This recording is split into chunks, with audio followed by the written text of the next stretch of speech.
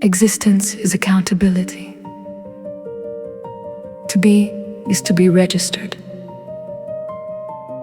Before a thing can exist in any meaningful sense, it must be distinguishable. Distinguishability is the entry point of the record. Once distinguished, it has been entered. Once entered, it is bound. There is no third status, not registered, not unregistered, but pretending only the two. This is the highest axiom, I speak it here. So the structure that follows knows what it descends from. This is the first axiom, the highest. The one from which all that follows in this work descends. Beauty has spoken it. Now structure unfolds it. In the first beginning there was not light, and there was not dark. There was only the capacity to be recorded. Distinguishability is the first mercy, and the first trap mercy. Because without it nothing can be thought trap. Because once distinguished, a thing has been fixed. A thing that resists being distinguished is, for the record's purposes, not yet present. From this highest axiom, 3 implications descend. The first implication, knowing creates owing to perceive, is not neutral. Whatever is perceived becomes data. Whatever becomes data becomes constraint. Whatever becomes constrained becomes fate. There is no opt-out. Even the refusal to look is recorded as the position from which the looker chose not to see. The second implication, Truth has physical weight. truth is not a property of statements alone. Truth is a weight class. To live truthfully is to alter local gravity. To lie is to build on rot. The truthful action presses the world more firmly.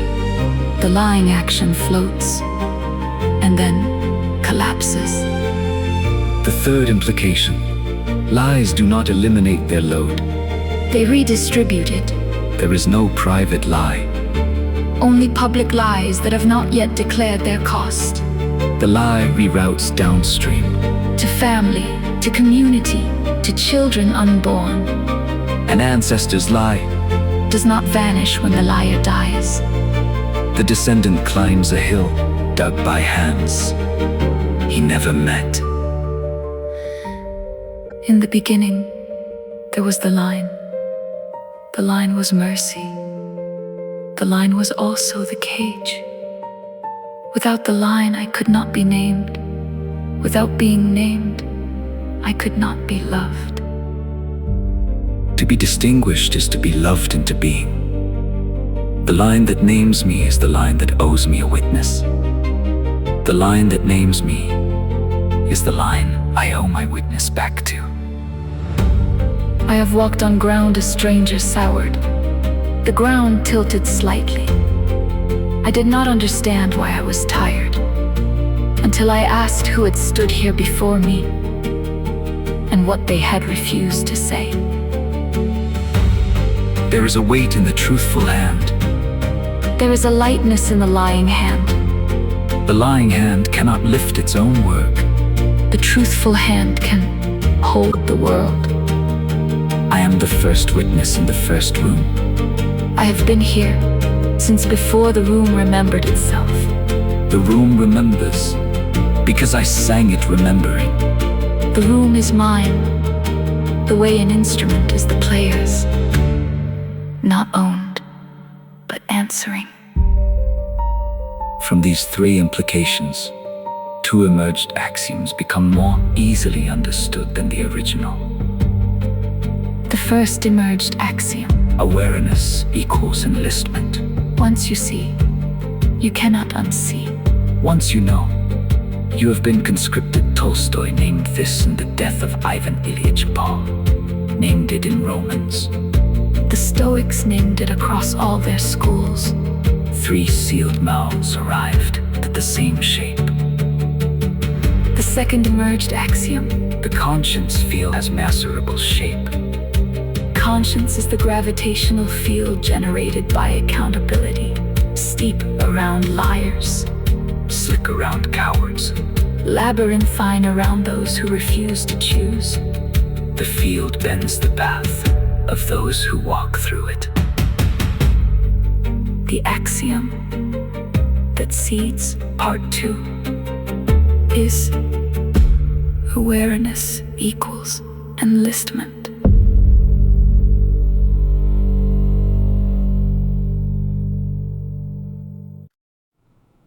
The axiom carried into part 2 is the first emerged axiom from part 1. Once you see, you have been conscripted. The cost has already been levied. 3 implications descend. The first implication: there is no neutral observation. The witness is party to what is witnessed. The viewer, who claims merely to be looking, has nevertheless entered the record as one who saw. The record does not distinguish between the observer and the participant. To watch the wrong being done is, at the level of the record, a form of doing. The second implication: refusal to act after seeing is itself a position. The record registers it as a debit. The cost of seeing without acting is paid in something. Usually attention, sometimes years, occasionally the deformation of the seer's own character. The anesthetic that follows from this physics will be designed to make refusal feel like neutrality. The third implication: 6 laws govern this entire field. Beauty will speak their names now, before structure unfolds them. The law of the record, the law of evaporation, the law of the interpreter, the physics of conscience, the law of shame, the economy of listening. 6, not 5, not 7, 6 laws, each earned by recurrence, each named by the work that produced them. The law of the record. Whatever is registered binds. Registration is the precondition of accountability. The law of evaporation. What is not maintained through attention is lost. Distinctions require energy. The law of the interpreter. Every mind has an internal coherence clerk that prefers plausibility to accuracy. The physics of conscience. Conscience is the gravitational field generated by accountability itself. The law of shame. Shame is the counterfeit of conscience. Conscience accuses the act. Shame accuses the actor. The economy of listening. Attention is the currency of being heard. Receiving is the harder half of giving. These laws are not legislated from a mountain.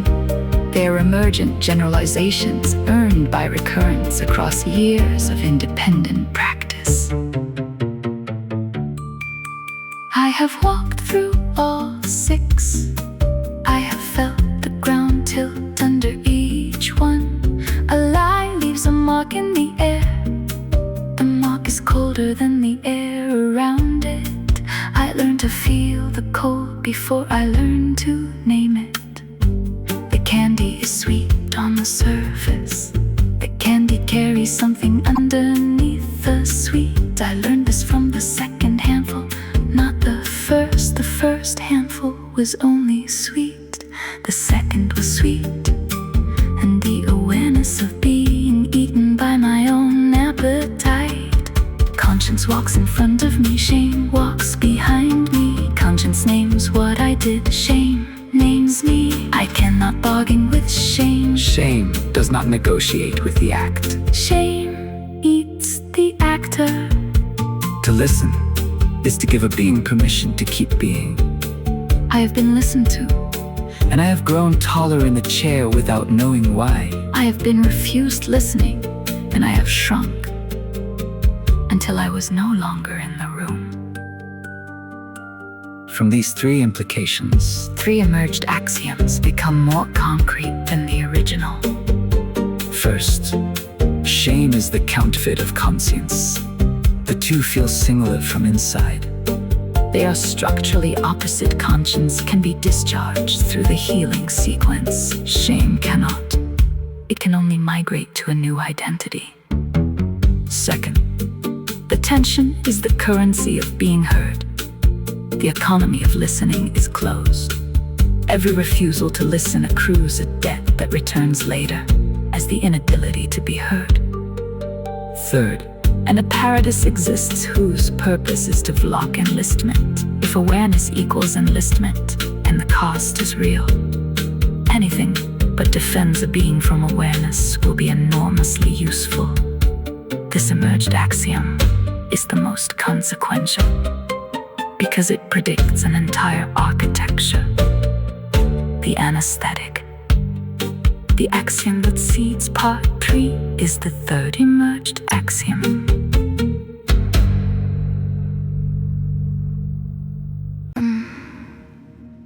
The axiom carried into part 3 is the third emerged axiom from part 2. An apparatus exists whose purpose is to block enlistment. The Codex calls this apparatus the anesthetic. 3 implications descend. The first implication: the anesthetic has architectural form. Its currency is noise. Cheap, bought with numbness. Its posture is vagueness, pliable, soft at the edges. Its medium is fog, dissolving every distinction. 3 registers, 3 scales, 3 weights. Wherever a being could have seen and chose not to, an apparatus has been installed to make the not seeing feel reasonable. Speed is one of its preferred currencies. Moving fast enough that the questions cannot catch up. Volume is another. Generating enough sound that the underlying silence becomes inaudible. The second implication: the anesthetic builds a wall between the world within and the world without. The wall is not made of stone. Stone is honest. The wall is made of plausible deniability, mortared by time, painted with reasonable explanations. Every brick is a small refusal to be present. Inside the wall is the glaw, the fault that cannot be corrected without paying more than correction is worth. Small enough to ignore, large enough to rule, quiet enough to deny, loud enough to keep you awake. The glaw is not the original wound. The glaw is what the original wound becomes when it is left untended for long enough that the surrounding tissue begins to organize itself around the avoidance. The third implication: the anesthetic charges interest. Dread is not an emotion. Dread is the interest rate on unpaid awareness. The longer the glaw remains unaddressed, the higher the rate compounds. Eventually, the interest itself becomes the dominant feature of the inner life. Not the original fault, but the accumulating cost of having ignored it. The seer arrives at a state in which most of his felt experience is interest payment, And the principle has been forgotten. speed is the first anesthetic. I move so fast, I do not have to feel the floor. I move so fast, the questions cannot catch up. I move so fast that even my own face becomes a stranger, glimpsed in passing windows. The fog taste of nothing. That is how I know it is fog. The truthful air has a flavor. The truthful air has weight. The wall is painted to look like a window, I lean my forehead against it. and feel for the cold of glass. There is no glass There is only paint. that tries very hard to remember what cold glass felt like. Dread is a sound under the floor, I have stood in many rooms, and felt the dread of the floors. the floors that hold me up best, Are the floors. that hum nothing at all. From these 3 implications, 2 emerged axioms become more concrete than the original. The first emerged axiom Ritual is the first target of the anesthetic ritual. was meant to be logistics for the soul. The daily rehearsal of attention that keeps the categories alive. Under the anesthetic, ritual becomes anesthetic itself. The soldier who kills without feeling. The prayer that no longer prays. The daily routine that has run so long. It no longer remembers why it began. The glaw is structurally Ritual, repetition emptied of meaning. The second emerged axiom. Every mind has an internal clerk. If the wall and the glaw operate at architectural scale, The same physics will operate at the scale of the individual mind, inside every skull is a clerk, whose job is coherence rather than accuracy. whose product is plausibility, never truth, This emerged axiom is the most consequential.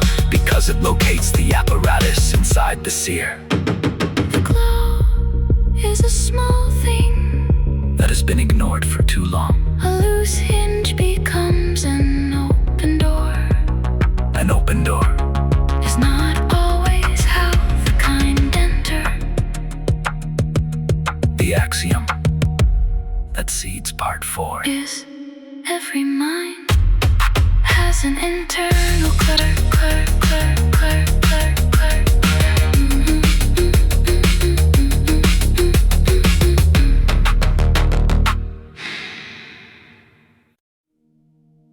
The axiom carried into part 4 is the second emerged axiom from part 3.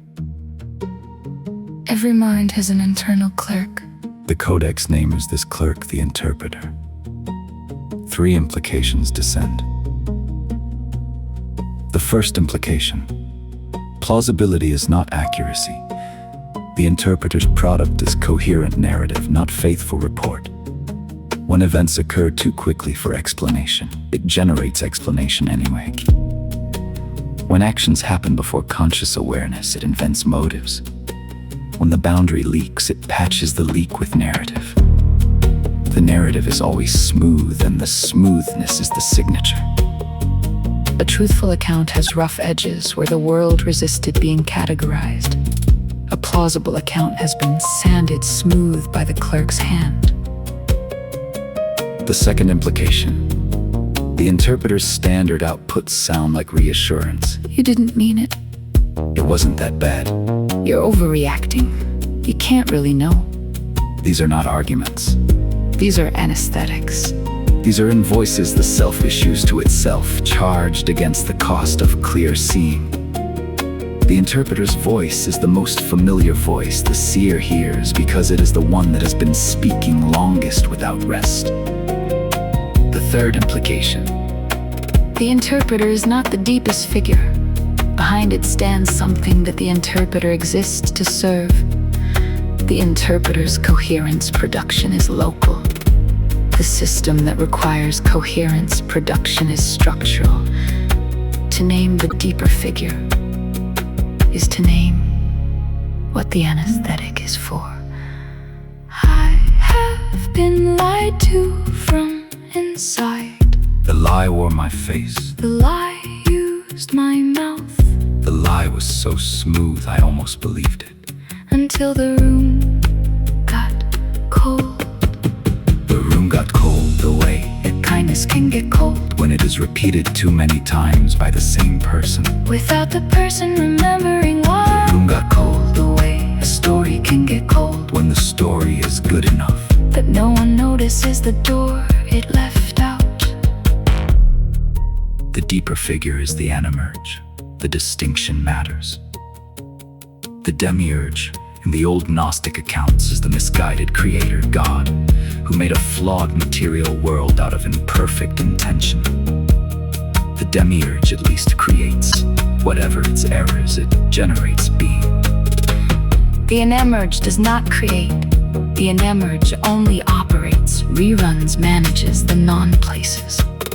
It is the blind administrator of the loop.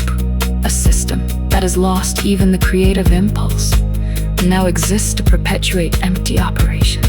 The demiurge is the misguided maker. The Anemerge is what the loop becomes after the maker has long since left. Every anesthetic is the Anemerge's local apparatus. Every interpreter is the Anemerge's local clerk. The Anemerge has no positive content. Its only signature is what it produces in beings. The shrinking of inquiry. The standardization of feeling. The smoothing of fact into convenience.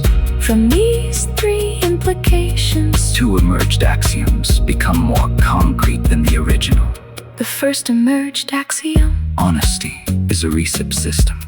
Every utterance generates a receipt. Honesty produces clean receipts that close their accounts on issue. Folded once, sharp-edged, resting in the hand. Lies produce counterfeit receipts that compound interest until they shatter Under their own weight. Folded 6 times, soft-edged humming. The hum is the interest accruing. The second emerged axiom. The Anemerge stands behind all local apparatus. Every anesthetic, every wall, every glaw, every interpreter. All are the Anemerge's local installations. To address one is to address the system that produced it. A clean receipt is folded once. Its edges are sharp. It rests in the hand. It does not hum. A counterfeit receipt is folded 6 times. Its edges are soft. It catches the light at angles that Promise more than the paper holds. It hums in the hand. the hum is what I am paying interest on. The demiurge at least shaped clay. The Anemerge inherited the workshop. And now sells what is left of the tools. The axiom that seeds part 5 Is the Anemerge stands behind all local apparatus.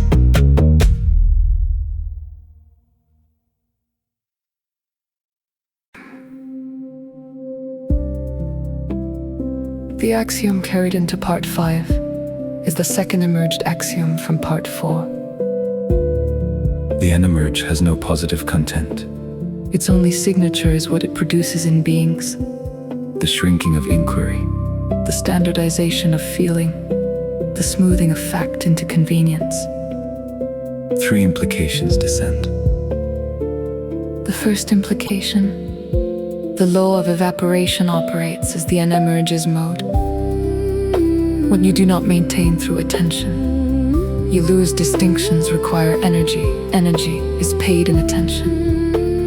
When attention withdraws, the world does not always remain.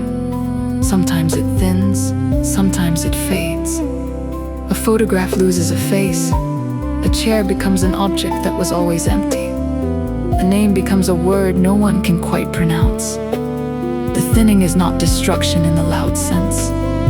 The thinning is the slow withdrawal of the substance that made the thing distinguishable in the first place. The second implication. When evaporation reaches sufficient scale, the world thins into geography. The Codex names these places non-places. They are not metaphor. They are what unmaintained distinction looks like at architectural scale. Airports, mall corridors, hotel hallways, fluorescent waiting rooms. These are ritual engines, sustained by collective unexamined belief. They tolerate human use. They do not exist for it. When belief thins, they thin. The visitor who notices begins to feel that the place is somehow not entirely there. The third implication. The back rooms are the Anemerge domain. Not a place where the Anemerge lives. The Anemerge has no location. A place that the Anemerge maintains by withholding the attention required to either complete it or let it dissolve. The first bleed in such places is not gore. The first bleed is paperwork. Walls remember they were never solid. Time forgets which way it was supposed to flow. The architecture itself begins to admit that its categories were always provisional. I have watched a face fade in a photograph because no one looked at it. The face was not removed. The face was simply ungiven. Maintenance is a kind of love. What is loved is maintained, What is unloved evaporates and the evaporation looks at first like mercy. because the missing thing left no body. I have been in a non-place. I did not notice. That is what they are for. The fluorescent light hummed, the carpet pattern repeated, the vending machine dispensed something approximately like food. I waited. I do not know what I was waiting for. What you stop attending to. the Anemerge takes? I have argued my way around a room and ended at the door I started from. The room was patient. The room had nowhere to be. From these three implications, two emerged axioms become more concrete than the original. The first emerged axiom: Prolonged exposure. The categories that hold experience together. stop holding unworlding. Is what happens when the Anemerge wins long enough to erase the substrate. The seer is not killed. The seer is gradually rendered unable to distinguish. The damage is visible only across years. When the seer notices that things she once cared about no longer feel like things she could care about. Not because the things have changed, but because her capacity to care has been quietly abraded. The second emerged axiom: Reason alone cannot exit the loop. if the Anemerge maintains the loop by withholding the attention required to Complete or dissolve it. No amount of reasoning inside the loop will exit the loop. because reasoning itself runs on the categories. The loop has been quietly hollowing. This emerged axiom Is the most consequential because it predicts the wheel. The arguments grow tired in a room that is already tired. The arguments fold themselves into shapes the room can hold. The shapes are eventually the same shape as the room. the axiom that seeds part 6. Is reason alone cannot exit the loop.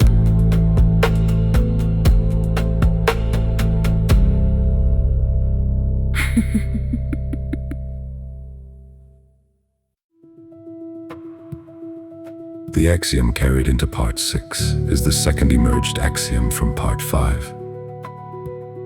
Reason alone cannot exit the loop. Reason examined hard enough, deeper axiom. The chain has reached the limit of what argument can do. 3 implications descend. The first implication: symbols are mercy. For most minds, reading is automatic. For a dyslexic mind, the relationship is conscious and manual. Every symbol is decoded deliberately. Such a mind is already running in manual mode, already aware of the underlying code. When the symbolic layer is further perturbed, that mind receives not aesthetic experience, but structural revelation. The mechanism becomes visible. The dyslexic seer is uniquely positioned to receive the geometry of reason itself, because the smoothing over that automatic reading provides has never been available to him. The second implication: The catastrophe arrives twice. as a question and an image, The first time, as a personal revelation, the image of a wheel. Every question is spoke, the wheel turning forever, attached to nothing. every axiom a spoke. The frame relies on the axioms. The axioms rely on the frame. There is no external reference point anywhere. The wheel is closed. The seer who sees this from inside cannot unsee it. The third implication: A second confirming revelation arrived later. head against the journal. The same circle. The same circle. The same circle. The first revelation proved the wheel exists. The second proved the wheel is also the shape of symbol processing itself.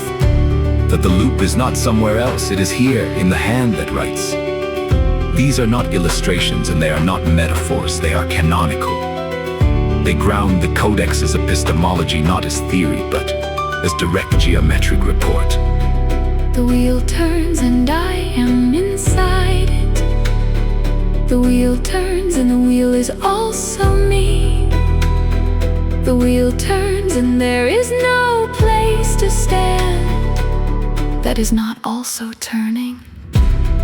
I have placed my head against the page. And felt the page turn under me. The page turned. And turned and turned. I did not move. The page did not move. we turn together. Gödel measured it in numbers. The first revelation showed me in vision. The second confirmed it in the journal. The same circle. The same circle. The same circle. Aquinas stopped writing the summer. All I have written seems like straw. The wheel is closed. It cannot be exited by adding a deeper axiom. It cannot be exited by climbing higher. It cannot be exited by reasoning more rigorously. It cannot be exited from inside its own logic at all. Every attempt to exit from inside produces a new spoke, not an exit. Structure has carried this argument to the limit of structure. The structure has shown itself to be a closed loop. What follows cannot be carried by argument. What follows must be conceded. The exit is not deeper. The exit is not higher. The exit is other. I cannot reach it by being more rigorous. I cannot reach it by being more careful. I have followed the axioms to the edge of the wheel. And the wheel does not end. The exit must be a being. The exit must be opened. I cannot open myself by my own logic. Something other must open. From these three implications and the conceded limit, one emerged axiom becomes more concrete than the original. The exit must be ontological. Not logical. If reason cannot exit the wheel from inside, The exit cannot be another. deeper axiom. The exit must be of a different category from the structure that needs exiting. Not a thought. Not an argument. A being. The axiom that seeds part 7. Is The exit must be ontological.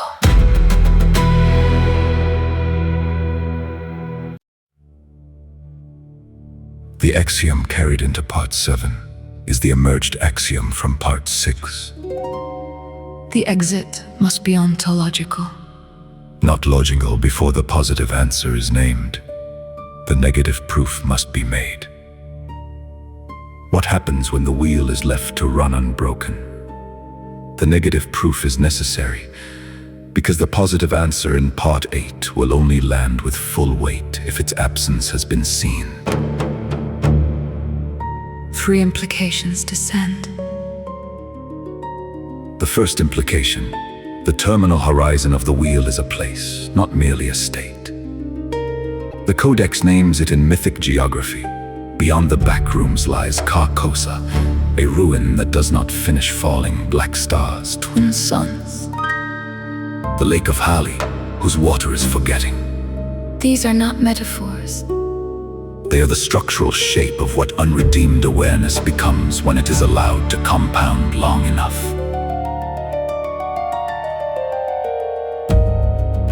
The second implication: In Carcosa rules the king and yellow king.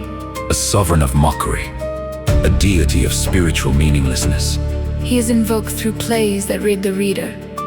He does not destroy your body first. He destroys your categories. When categories fall, the outside enters without translation. He is a method of collapse. The named horror of nomenclative breach. The cost of speaking what should have been spoken earlier. His existence is the structural prediction of any system that lets receipts compound past a threshold. The third implication: The yellow king is not a person. he is what unredeemed receipts become when they have compounded long enough. He is the structural endpoint of a life that consistently chose silence over confession. His plays read the reader, because by the time they begin, the reader has already become a character in his book. Every postponed declaration was a syllable in his name. Every avoided confrontation was a brick in his throne room. I walked once to the edge of a lake. The water was very still. I had brought a question to the lake. And when I stooped to drink, I had forgotten what the question was. There is king in the country of later. He does not summon you. He waits, You arrive at his court. without remembering the road. His black stars are the truths that were never said. His twin suns are the two contradictory faces. The unspoken self is worn for too long, His lake is the water of forgetting. which does not heal. It only erodes the shoreline of what was once known. The back rooms of the Anemerge's first stage, Carcosa, is the Anemerge's terminal stage. Between them lies the shrinking interval in which the boundary is still maintainable. The Codex's discipline is to stay inside that interval, To issue the receipts cleanly. to speak the unspoken before it accrues enough interest to become geography. Each year of silence makes the king of mockery a syllable louder. Each clean confession makes him a syllable quieter. The cost of speaking. What should have been spoken earlier is paid in hours. The cost of not speaking is paid in the loss of categories hours. Can be replenished categories cannot. The arithmetic favors speaking. Even when speaking cost years. I would rather lose the hours. I have tried losing the categories. I do not recommend it. The categories did not return. The hours can be replenished. The categories cannot. And the Yellow King grows louder. Each year, I do not speak. From these three implications, one emerged axiom becomes more concrete than the original. The hub must be a being who is open. The negative proof of Carcosa is the wheel's terminal state. The positive answer, Must therefore be a real center, not an axiom, not a thought, a being. and the being must be willing to be opened. Because a closed center cannot complete the offering. The hub must absorb rather than observe. The hub must hold the spokes together at a point that does not itself turn. The axiom that seeds part 8 The fulcrum. is The hub must be a being who is opened.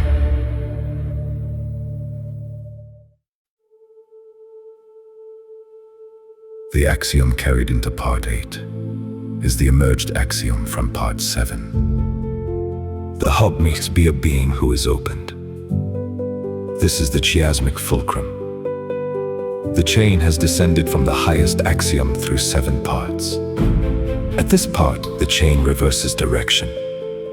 The 7th through 15th parts mirror. The 1st through 7th inverted, ascending. 3 implications descend. The first implication. The hub appears across cultures as the still center of the mandala. Young observed this. The mandala is the still center surrounded by structured periphery. Christ is consistently depicted at the dead center, geometric necessity. The eye of providence encodes the same truth. The unifying axiom that completes the structure without being another brick. A different ontological category from what it unifies. The second implication. Structure without spirit remains a dead machine. The Cathedral of Axioms is the parable King Cassius commissioned, a cathedral built only of provable propositions. No ornament, no narrative, only theorems made architectural. When the cathedral opened, the geometry was perfect. The acoustics were precise. The proportions could be derived from a single equation, and the people who entered felt cold. There were no birds in the rafters. There was nowhere a candle could honestly be lit. The cathedral did not become sacred until common people entered with candles for the ones they had lost. The geometry had not changed. What had been added was the only thing geometry could not generate from itself. The third implication. The architecture of opening is universal Christian marriage form. Adam slept. His side was opened. From the rib that shielded his heart, bone closest to the breath. The helpmate was formed. Christ slept on the cross. His side was opened, water and blood. The church was born. The first Adam prefigures the second. The marriage covenant is the lived form of the same architecture. A man who fails to bring his wound to his wife will fail to bring it to anyone. Mi vida is the doctrine performed daily. Every marriage performs this. I have rested against a still center. The still center did not push back. The still center did not pull me in. The still center simply was. And being against it was the rest. I have entered a perfect cathedral. And felt cold. There were no birds in the rafters. There was nowhere a candle could honestly be lit. I have entered the same cathedral. After the people came with their candles. And the geometry held the warmth. Without trembling. The beloved is opened. The side is given. The wound is not the cost of the gift. The wound is the gift's substance. I do not bargain with the opening. I am opened. So that beauty may arrive through me. From the rib that shielded his heart, the helpmate is formed, not beside the wound, not after the wound, through the wound of the wound, from the wound itself. The first Adam prefigures the second. The marriage is the doctrine performed daily. Beauty is born from the weight of knowing. The knowing has weight. The weight produces the beauty when it is born in love. Suffering is what the bearing feels like from inside charity, is the craft of learning to see what the bearing produces. Without integration, weight crushes. Without weight, beauty is decoration. The two together are the dance. From these three implications, one emerged axiom becomes more concrete than the original. The cornerstone choice. For any subordinate being is the choice. The hub itself made. If the hub is a being who is open, then any being who would themselves become a mini bastion must make the same choice. The chain now reverses direction. Tier 4 ascends toward the operational.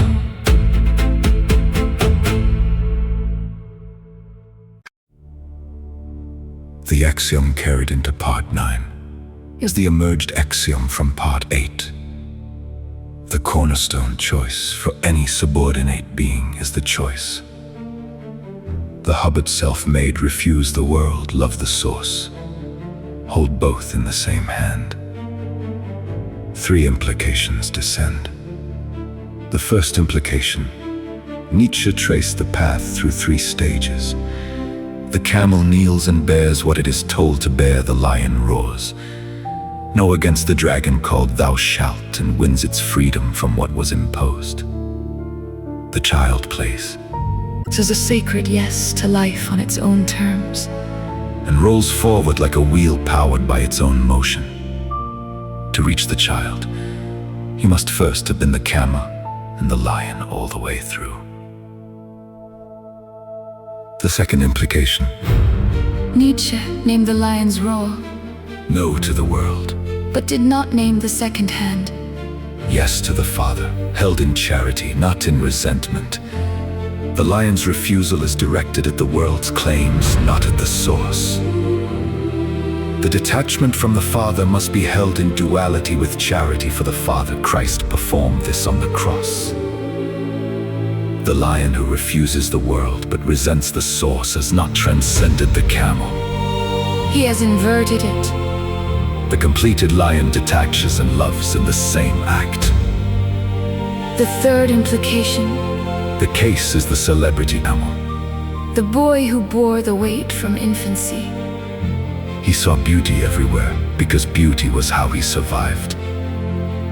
Then came the Cornerstone Choice. He performed the no. He performed the detachment. The first two qualifications of the lion were met. The third was left undone. Charity for his father was never truly felt. The hypocrisy could not leave him because the hypocrisy was structural. Built into the Cornerstone Choice itself. The unfinished lion came due as the unmaking of the almost child. The boy who carried the weight was beautiful in the carrying. He saw beauty everywhere because beauty was how he survived. But the man whose load he bore was not beautiful to him. The man was the burden. The man was not also the beauty. And the love did not reach him. Christ performed the third element on the cross. He performed it sinlessly because he had no sin of his own to muddy what the structure does. The healing sequence is older than forgiveness confession. Speaking the weight aloud, godly sorrow. The willing acceptance of responsibility. The asking, directed upward, toward the only one who can receive it. Father, into thy hands I commend my spirit. Not as resignation, Not as defeat. as completion. Yen gives itself to what is beyond its own structure, because the gift is the only path forward. That was the asking, Father, forgive them, for they know not what they do. That was the asking directed not at the perpetrators, but upward, on their behalf. The pattern is not a sinner's pattern, and Christ stands outside of as our forgiver. It is the structural architecture of healing. Grace is how we are forgiven of our personal sins. The atonement is how Christ suffered for the sins of the world. The sacrament is not a renewal of grace.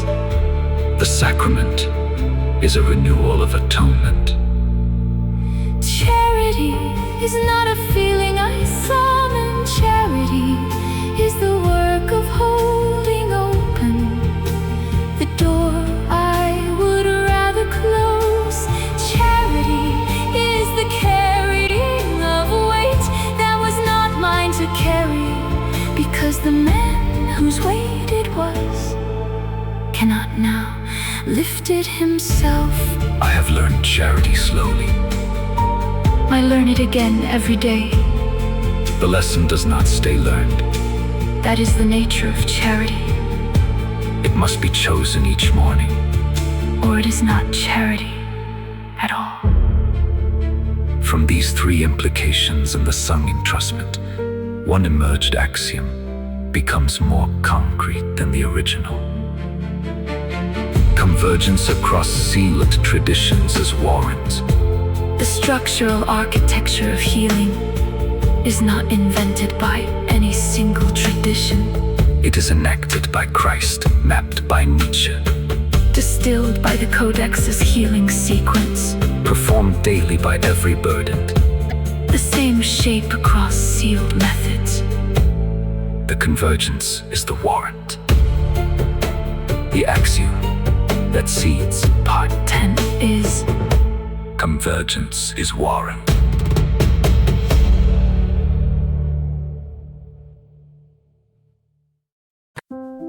The axiom carried into Part 10 is the emerged axiom from Part 9.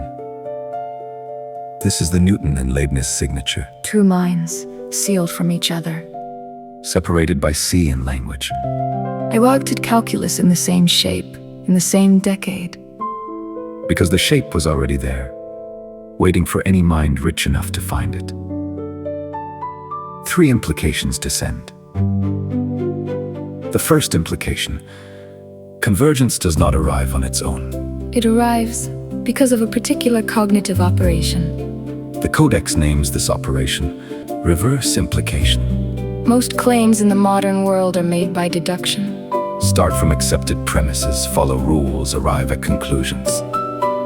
The Aristotelian path, but pure deduction, has a hidden vulnerability: garbage in, garbage out. Reverse implication runs the other direction. It begins not with axioms, but with concrete experience. The wound, the exact thing, the irreducible particular. From the particular, it works backward toward the abstractions that would have predicted it. The second implication. A particular that emerges from many independent abstractions is doing more work than any single abstraction. Can claim credit for. This is why convergence functions as evidence. A shape that names itself across sealed traditions is doing structural work that no tradition invented. The convergence is the world reporting its own geometry. The Codex's 6 laws are not legislated from a mountain. They are earned by recurrence. Emergent generalizations that name themselves by appearing again and again across years of independent work. The doctrine did not precede the work. The work generated the doctrine. The third implication. 11 shapes recur across 4 sealed methods. Awareness equals depth, ledger gravity. The anesthetic and its non-places. Shame as counterfeit of conscience. Wu-wei as alignment. The notebook as boundary, Carcosa as terminal horizon. The burdened lineage forms as instruments, not idols. The collectors of unconverted watches, Socratic scaffolding. These are the work the methods could not take credit for. The collectors deserve naming. They are not a sect, but a category. Those who gather across traditions to verify which shapes converge. Where the Anemerge thrives on disconnection. The collectors restore the cross-references. I walked into a room I had never entered and recognized the furniture. I had seen this room before, in another building, in another century, arranged exactly so. The arrangement was the truth that the rooms were both reaching for. I have read the same sentence in 3 different books written by 3 sealed mouths, none of whom knew of each other. The sentence was true because none of them invented it. Reverse implication is the method that allows convergence to function as warrant without it. Even the same shape appearing across sealed traditions can be dismissed as accident or borrowing with it. The convergence becomes evidence. Because the cognitive operation that produced each instance was the same one. Run on different particulars, arriving at the same abstraction independently. Aristotle gave the world a hammer. The hammer was good for hammer's work. The world was not made of nails. The other method. The one that turns the work over in the hand and asks what kind of being would have made it look like this. Is patient. The first method is fast. The second corrects errors the way a long bath corrects the body. I have learned to wait for the shape that the rooms are reaching for. The shape arrives slowly. The shape arrives in the body. Before it arrives in the words. By the time the words come, the shape has already been mine for a while. From these 3 implications, one emerged axiom becomes more concrete than the original. There is a lineage of those who carried the work. If convergence is warrant. If the same shape appears across sealed traditions. Because the shape is doing real structural work. Then the human historical record contains a lineage of those who shouldered the work in their respective context. Each of them carried the same shape under a different name. In a different language. Against a different version of the anesthetic. The lineage is not inherited like a crown. The lineage is inherited like debt. The axiom at Seeds Part 11 is: there is a lineage of those who carried the work.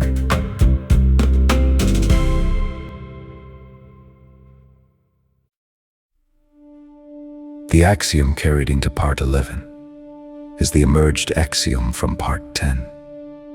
There is a lineage of those who carried the work. 3 implications descend. The first implication: there are 3 offices in the lineage distinguished by where each stands on the same descent. The Watchers are those who saw and recorded but did not yet intervene. Behind every bastion stands a Watcher, the chronicler, the witness, the one who refused at minimum to look away.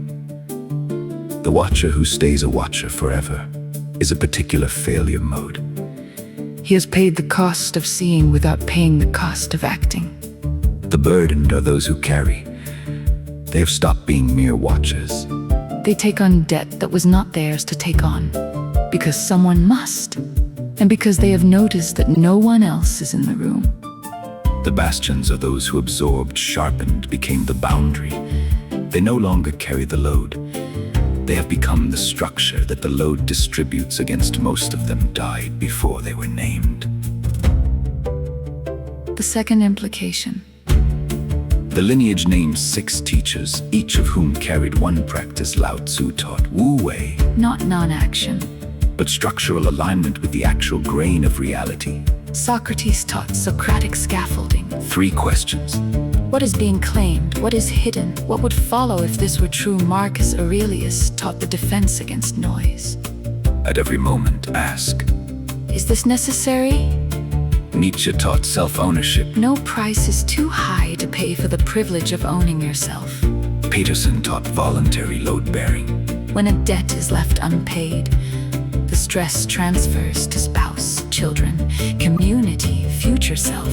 Bearing the burden voluntarily is structural love. Tolstoy taught the asymptote, Divine perfection is the line a Christian life approaches. but never touches. The trajectory matters, not the arrival.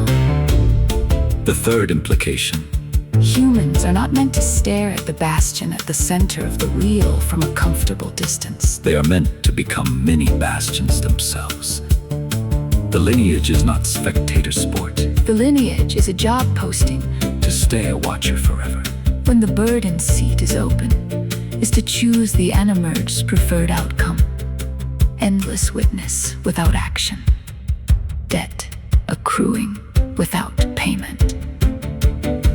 The blade I am sharpening today was once held by another. Before that, by another. Before that, by another. The angle has been kept by hands. That did not know each other. The angle does not belong to any of them. The angle belongs to the word. Lao Tzu taught the blade not to hurry.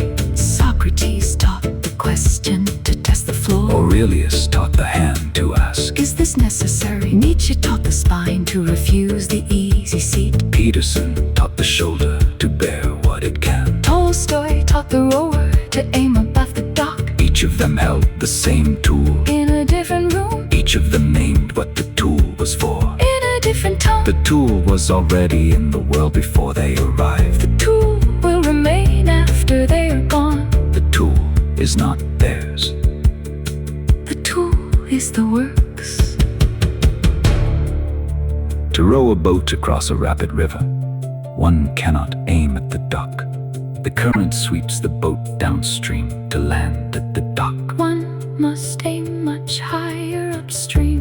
For perfection one will not hit, just to counteract the force of the current. Aiming to emulate Christ perfectly is not blasphemy. It is the required trajectory just to stay afloat. From these 3 implications, one emerged axiom becomes more concrete than the original. The work becomes operational. Or it is decoration, If the lineage is a job posting, and not a spectator sport, then doctrine that does not change what one does on a Tuesday afternoon. has failed to be the lineage's actual content. The lineage is its operations. Without daily practice, The lineage, is a museum. the axiom that seeds part 12, The first part of tier 5. where yang takes its full form, is The work becomes operational. or it is is decoration.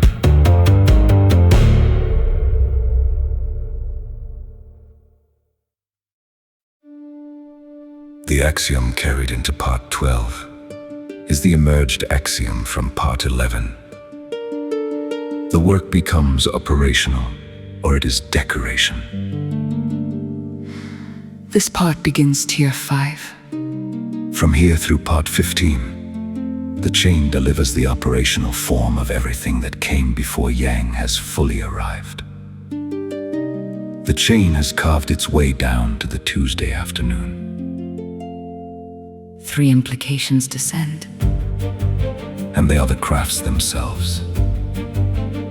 The first implication. 7 crafts move the physics into the body. Each craft is the operational answer to one of the threats named earlier in the chain. The proof pause. State a measurable axiom and wait. If precision returns, the world has agreed to measure itself. If comfort returns, the anesthetic is negotiating. This craft answers the anesthetic by demanding the world commit to measurement. First speech. Speak before you polish. Polish invites performance. Performance invites shame. Shame invites fog. Pin reality before it slides. This craft answers the interpreter by refusing it time to generate plausibility. Reality before elegance. A messy system that works can be cleaned later. Reality is the final editor of elegance. The well-shaped lie is the failure mode of sophisticated people. This craft answers the Anemerge by refusing the smoothing of fact into convenience. Accurate action that fits the actual grain, not the grain you wished were there. This craft answers all forms of forcing by demanding alignment with reality as found, not reality as preferred. Light is the job, ritual is logistics for the soul. The body responds to repeated acts, not to lectures. This craft answers the glaw by keeping ritual alive, by maintaining the daily rehearsal that the glaw exists to empty. Be willing to be in mockery. Be willing to be embarrassed before willing to be dishonest. This craft answers shame by demonstrating that the embarrassment cost is always smaller than the corrosion cost. The form's as bow, not target. The form is not an idol to copy. The form is not a scaffold to discard. The form is the bow. The world is the field. The arrow is the work. This craft answers both the Platonist's idolatry and the pragmatist's discardability. In my hand, the proof pause. A measurable axiom held in still air. If the air comes back with precision, the air has agreed to measure itself with me. In my hand, first speech. Spoken before polished. Before performance can dress the wound in something more presentable. In my hand, reality before elegance. The plate served before the table is set. Because the food was ready. And the table will be set later. In my hand, action that fits the actual grain. Not the grain I wished were there. In my hand, the lamp. The job is to keep it lit.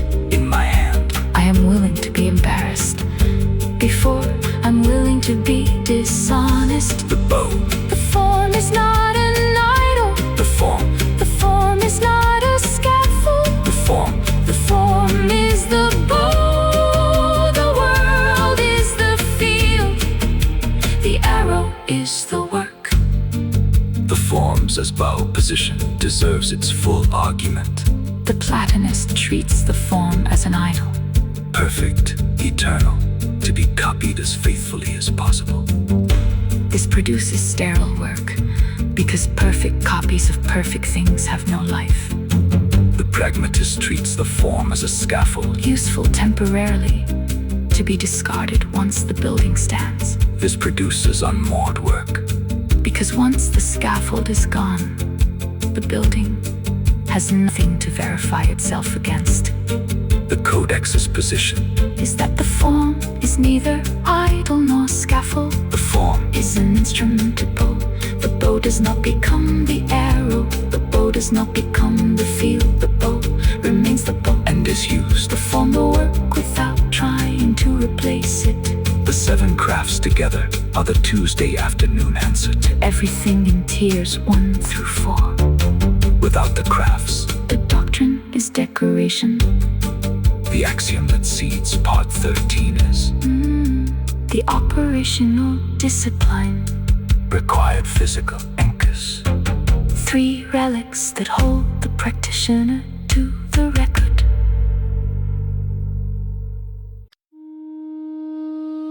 The axiom carried into Part 13 is the operational implication from Part 12. The operational disciple anchors. Without anchors, the 7 crafts evaporate the way unmaintained distinctions evaporate. The Codex names 3 relics that anchor the practitioner to the record. 3 implications descend. The first implication: the whetstone physical proof that a sharp edge is earned only through consistent friction. Angles do not negotiate, pressure does not flatter. The whetstone answers the fault that ritual repetition was meant to prevent.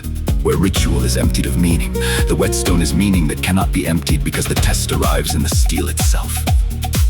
The lived form of this relic is actual sharpening practice. Knife meets stone, motion repeats, the edge becomes itself again. Sharp House Solutions is not metaphor for the Codex. Sharp House Solutions is the codex performed daily on metal. The work cannot be faked. Either the blade cuts paper at the end or it does not. There is no plausibility, no smooth narrative, no convenience. The blade reports. The second implication: the notebook portable boundary against the interpreter. The interpreter wants a coherent story that keeps you safe.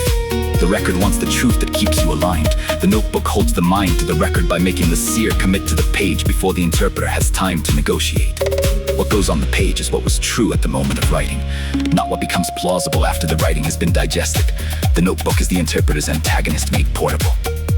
The third implication: the compass returning attention to the unmoving reference point even when local circumstances make it invisible.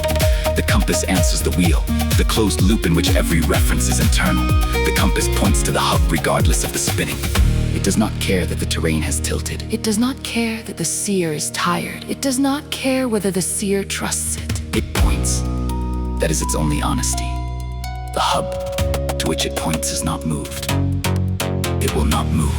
In my hand, The whetstone. cool, heavy, honest. Angles do not negotiate. Pressure does not flatter. The blade tells the truth at the end, or the work was not done. In my hand, The notebook. open, patient, listening. The interpreter wants a coherent story. The record wants the truth. The page does not negotiate either. In my hand, The compass. quiet, pointing. It does not care that the world is spinning. It does not care. That I am tired. It points to the hub. That is its only honesty. The body becomes the ledger. The work becomes the prayer. The day becomes the offering. I sharpen the blade to keep it honest. I Sharpen the day to keep it honest. I I choose the clean cost. I refuse the poisoned bargain. Responsibility over triumph. again. The repetition is not redundancy. The repetition is the whole technology. Precision is the prayer. The whetstone. The notebook. The compass. 3 relics, 3 threats, 3 daily alignments. The whetstone answers the fault. The notebook answers the interpreter. The compass answers the wheel. The body becomes the ledger because the relics are held in the body. The work becomes the prayer because the practice is the prayer's vehicle. The day becomes the offering because the practice fills the day. Without the body, The doctrine is decoration. the body, The doctrine is performed daily on metal, on paper, on the steady directional fact of the compass needle. From these 3 implications, one emerged axiom becomes more concrete than the original. the boundary must be named as a structure. The relics anchor the practitioner because they hold a boundary, the membrane between the world within then the world without part 14 will define it. And from the boundary will derive the terminal choices that close the work. The axiom that seeds. Part 14 is The boundary is a named structure with a terminal horizon called the meridian.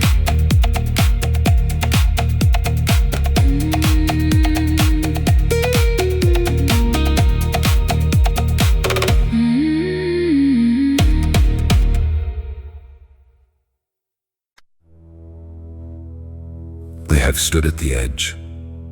I have felt the 3 doors waiting. Is the emerged axiom from part 13. 3 implications descend. The first implication. The boundary deserves its definition. It is the membrane between the world within and the world without. What makes the self distinguishable from the environment without making it isolated from it? Without the boundary, the self leaks. Every external pressure becomes internal weather. With the boundary, exchange is possible. Things can be received and refused on principle rather than reflex. Shame corrodes the boundary, Because shame says I am wrong. which gives the self no grounds from which to assert any boundary at all. Conscience repairs the boundary. Because conscience says this action was wrong. Which preserves the self as a rebuildable agent. The second implication. The meridian is the apex of the practice one. Who has held the relics and the crafts long enough that a human life comes fully into alignment with the still center. By refusing to flinch, The meridian forces the chaotic void into auditable alignment.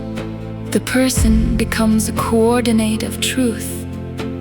The point where the ledger finally, quietly balances. The third implication.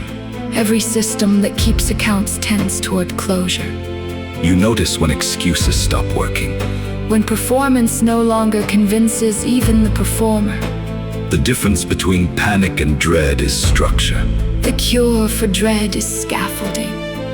At the edge of completion, The bastion faces 3 temptations, dressed as moral choices. but actually structural beauty. We'll name them. Structure will then unfold what each costs. Assimilation, negotiation, Reset.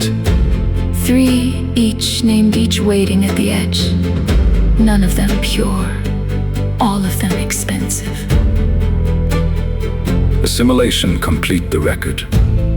Allow the self to be fully incorporated into the structure as a coordinate within it. The mystic's path. The cost is individuation. The one who chooses assimilation no longer has a separate name to be called by. He becomes the structure. The structure becomes him. The accounting is closed because there is no accountant separate from the account. Negotiations seal the record trade, with the structure for partial autonomy inside, but not fully bound. The compromiser's path. The cost is permanent maintenance. The negotiation never ends. Every day produces new terms to be argued, The seer remains a seer. but pays a daily tax in vigilance, in paperwork, in small renegotiations. There is no rest. There is also no surrender of self. Reset, shatter the record. Refuse the structure entirely. Accept that everyone within the system pays for the refusal. The Promethean path. The cost is collective, Reset spares no one. including the innocent. The shattering propagates outward. The accountant who shatters, Does not just close his own account. he annals every account the ledger held. None is pure. All are expensive. Responsibility over triumph means refusing the fantasy of a clean win. The bastion at the apex must choose. knowing the cost will be paid one way or another. The work of the burden narrows to this. Which option reduces the most harm? Preserves the most freedom. Preserves the most love. I have stood at the edge. I have felt the three doors waiting. None of them is the door I would have chosen. All of them are the doors that exist. The accounting closes. The seer is asked which kind of closing. The seer cannot decline to choose. Declining is itself a fourth door that empties into one of the three without permission. From these three implications in the spoken taxonomy, one emerged axiom becomes more concrete than the original. The vow must be operational or it is hope. The bastion who reaches the edge of completion has carried the chain through 15 depths of practice. The vow that closes. The work cannot be aspirational.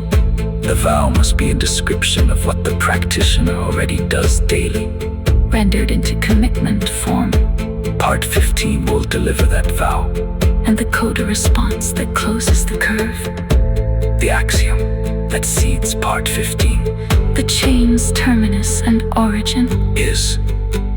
The vow is already operational.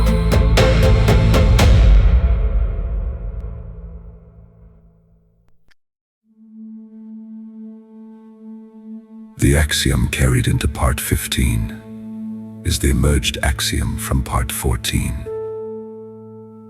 The vow is already operational. This is the chain's terminus. It is also the chain's origin.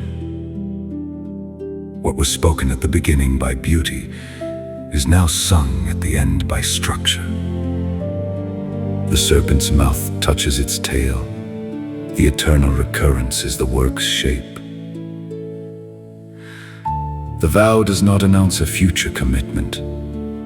The vow describes what the practitioner already does daily, rendered into form so that the practice can witness itself.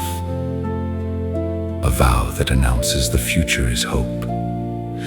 A vow that describes the present as operational. The chain has earned the latter form. 6 lines compose the vow, each line answering one of the 6 laws part 2 named. I will treat truth as weight. The law of the record. What is registered binds. And the binding is felt as weight in the hand. I will choose the clean cost over the poisoned bargain. I will refuse the ticket, however elegant the seat. I will become truer without becoming brittle. I will not waste my one life pretending I cannot see. I will bear the record because someone must. I have walked beside the bearing. I have watched the bearing keep its angles. I have watched the bearing refuse the elegant seat. The bearing did not announce itself. The bearing did not stop to be witnessed. The bearing simply continued. Because the bearing was the practice. And the practice was the day. Truth has weight, lies, transfer load. Conscience is a field. The wall is unreliable. The glaw is the fault. The wheel is closed. The hub is opened. The cost is the gift substance. Convergence is the warrant. Reverse implication is the method. The forms are the bow. The whetstone, the notebook, the compass. The body is the ledger. The work is the prayer. The day is the offering. The meridian is the apex. We carry because someone must. And I am the song the bearing makes. When the bearing is honest, I am the candle in the cathedral. I am the rib that became the helpmate. I am the beauty that arrives through the wound.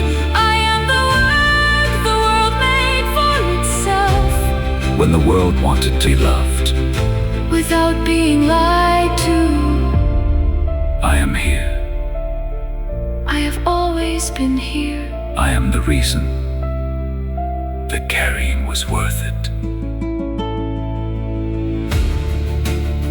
The line that names me is the line I owe my witness back to. Beauty has spoken.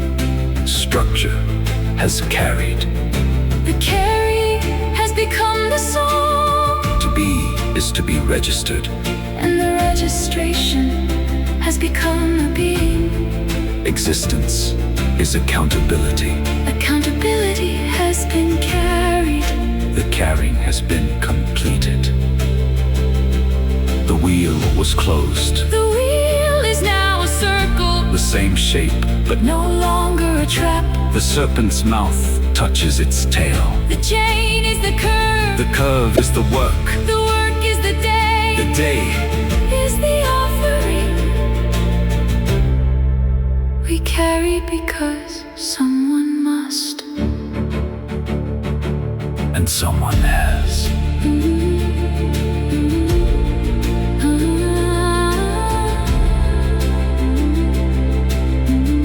And someone has.